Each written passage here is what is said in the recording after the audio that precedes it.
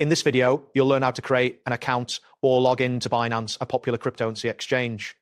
The process can be completed in just a few steps, whether you are a new user or an existing member looking to open your web browser and navigate to the Binance website. You can do this by typing Binance into your preferred search engine or entering the URL directly.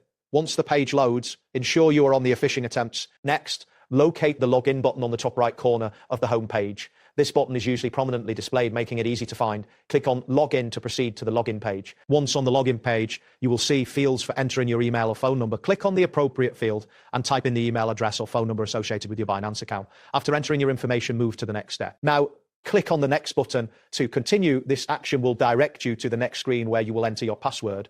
If you have forgotten your password, there is typically an option to recover it on this screen. If you prefer to use Google for authentication, you can select the option that says Continue with Google. Clicking this will redirect you to a Google account selection page. Here, choose the Google account linked to your Binance profile.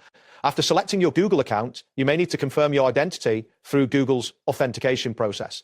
Follow the prompts, which may include entering your password or verifying your identity through two-factor authentication. If you're creating a new account, return to the Binance homepage and click on Create New Binance Account instead. You'll need to enter your email and create a password. Make sure to choose a strong password to ensure your account security. Once you have filled in the required information, click on Create Your Account.